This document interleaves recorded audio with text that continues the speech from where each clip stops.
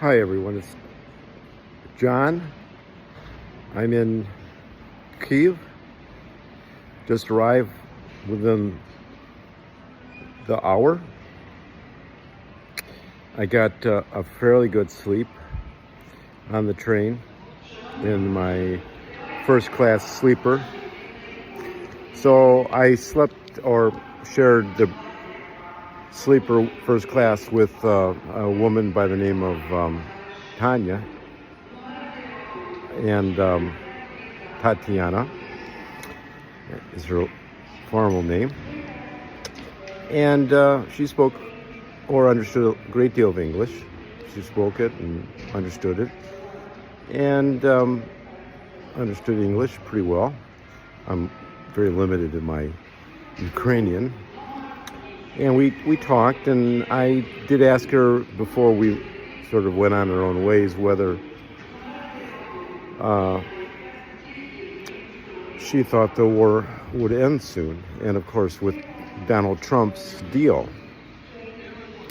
Well, she kind of was puzzled by this question.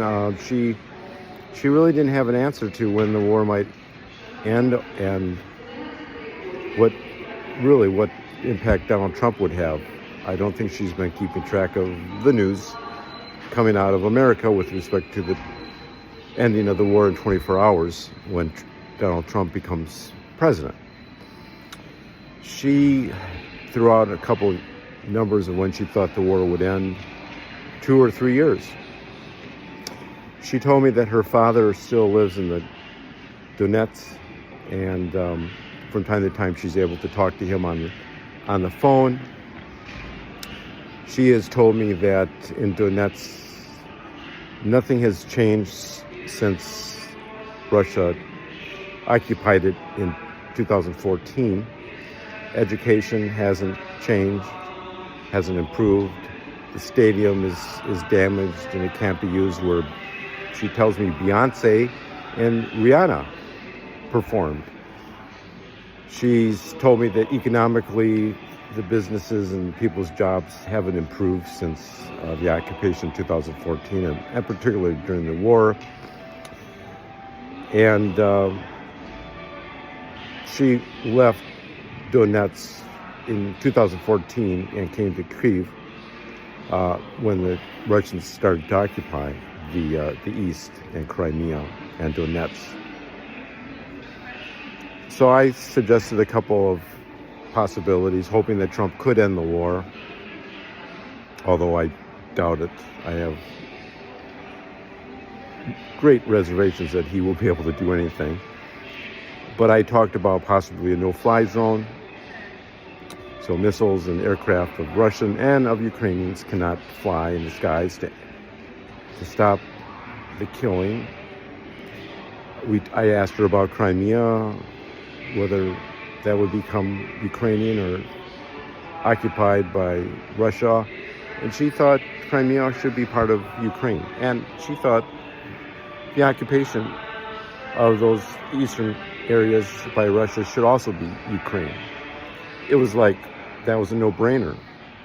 It was a no-brainer to her what the answer to that question was. And I talked about some of the more recent problems that Russia has had in Syria and economically with sanctions, and unfortunately Russia keeps pushing towards Pakrovsk. And then of course recently, I just this morning read that 500 to 1,500 Ukrainian soldiers who were trained in France with Leopards and other French weapons in a brigade had disappeared. And this was an elite brigade that France had trained and was going to be put into Pakrovsk, and I think they are there, less those soldiers, along with other newly trained brigades and developed brigades. But this new one was going to go to Pakrovsk, and I guess they are there, what's left of them. There's 6,500 strong, I believe. And then, of course, there's the less 500 to 1,500. Some 500 are just disappeared. They maybe stayed in France or moved from where they were training into other areas of Europe and are now hiding. And which is not good. Which is not good at all. But I'm here in Kyiv. I'm going to go to my hotel soon and ask the question, do you think the war is going to end? Now that I'm in the capital of freedom. And I believe it's the 4th of January. So take care, everybody. Happy New Year. As always, wish you well. John, out.